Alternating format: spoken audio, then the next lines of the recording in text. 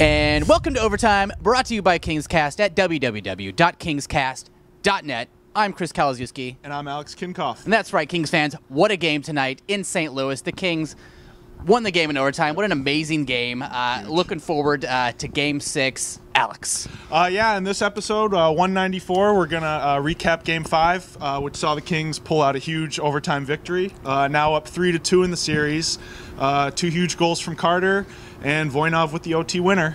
And then we'll get into previewing Game 6. Yes, and don't forget, we will also do a playoff beard update, Absolutely. which I know everyone's looking forward to. So let's get into this.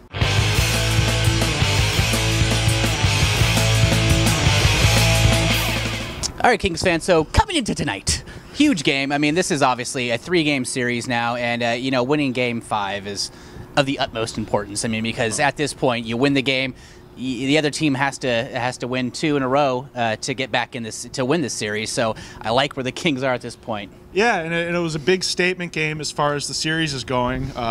Each team had won all their games played on home ice, and the Kings going to St. Louis tonight, and they're the first visiting team to win in the series. And now they have home ice advantage for the first time. Coming back to Staples, they could possibly pull it off in Game 6. But, seeing some big goals tonight, another big performance by Quick. Yeah. Another late goal there, but what were your thoughts on the game? Yeah, going into the first period, I mean, it was another one of those times where the teams sort of felt each other out. And these teams are so similar. I mean, you look at them on the rosters up and down. Both teams pretty solid defensively. I think I give the edge a little bit to St. Louis, but up the middle, both teams are just rock solid. Some of the best in the Western Conference, I think. But the first period was a lot of back and forth, a lot of close chances. But yeah, both goaltenders just playing lights out. Yeah. And it's so close, both these teams. I think every game has been a one-goal win for each respective team. And the Kings, games were close, but the Blues were running around in our zone a little too much, more than you like to see. And I think that's where you see the absences of Matt Green and Willie Mitchell coming into play. But the Kings are kind of moving past that and bringing their offense back into the mix with Jeff Carter with 2 goals. Anze Kopitar with 2 assists following his goal last game. Yeah, no, definitely. I mean, you look at that first goal. I mean, that was a huge. Jeff Carter obviously just had his first goal in the last game, but scored his second of the series, and you like the momentum, but no lead is safe in this series. Not, especially a 1-goal lead, and Steen took the puck away from Jake Muzzin, who had a kind of a rough game, and he's sort of filling out the playoffs still. I mean, he wasn't really a part of the big run last year, and he's obviously a rookie, and the playoffs are just so much different. I mean, it's so much faster. It's shift to shift. I mean, he's someone that definitely struggled, and that led to that Steen goal, and it wasn't much Quick could do about that one. No, absolutely not. And these teams are so close, it's important that they play every second of every game. One of the most impressive moments of the game to me was the final 20 seconds of the second period. 1-1 game. Kings are, just scrambling in St. Louis's zone.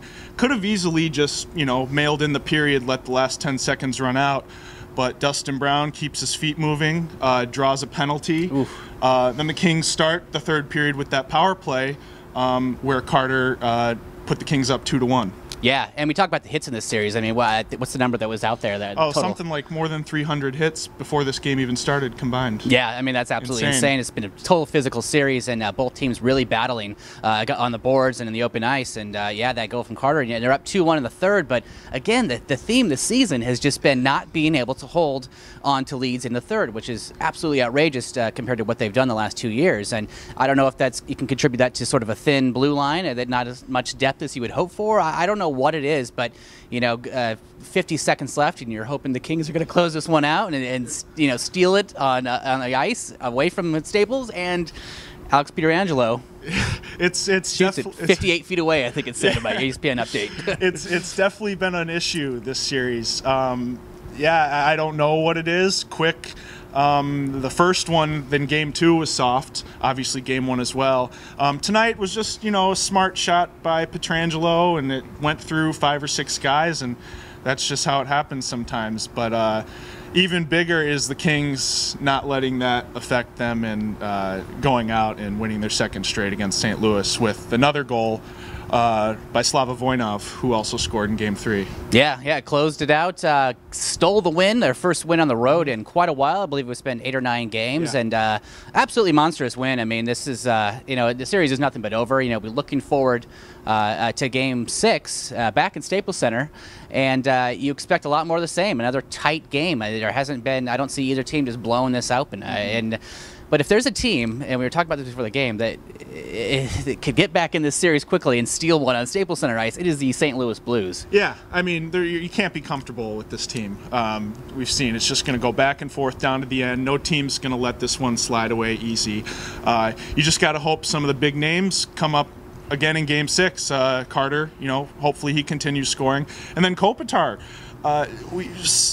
he hadn't scored a goal since March 25th, I believe, up until Game 4, and then records another 2 humongous assists tonight, both on Carter's goals. I mean, both of the passes were magnificent. And so, if the Kings can keep getting their elite players to show up offensively, I think they have a good chance to close it out. You said Game 6, now an elimination game, and I'm expecting huge things right now. I personally feel like the Kings will close this out, but I'm going to have an uneasy feeling until that final bell rings and there's a line in the middle of Staples.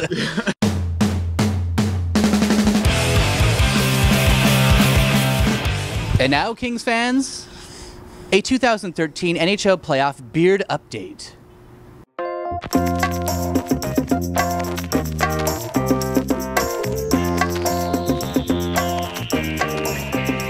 So that's it, Kings fans. We will be back after Game 6. Looking forward to this game and hoping all the stars show up and these stars align as well. And that the Kings will move on to the second round. Not sure who they will be playing at that. Maybe it's a little too early to even throw that out there. So we'll be back for Game 6. I'm Chris Kalaszewski. And I'm Alex Kinkoff. And thank you for watching Overtime by Kingscast. All right, Kings fans. So one of my favorite things after a huge win is seeing what people post on our Facebook thread for the win. And we're going to go ahead and read some of those right now because some of these are absolute gold. So here we go. Leanna Pollock says, I found a new love of Russians. Go Slava. Trevor Goodrich says, Carter is one of the greatest things to ever happen to the Kings. Danielle McClure says, amazing OT, stressful, but amazing. And Chris Roberts says, and for all you others sitting in 314 Friday, that Section 314 will be rocking at the state. I have no doubt. Jody Martin says, Voinov, you are my hero. Quick owes you a beer. And Andrew Ethnasios actually couldn't come up with anything, saying, I can't even make a coherent sentence. Nanami Bombasi, Voinov, cheers. And Danielle McClure agrees with Andrew, saying she's absolutely speechless. Yeah. James Kopitar Henry, must be related somehow, I'm sure. Vodka for everyone.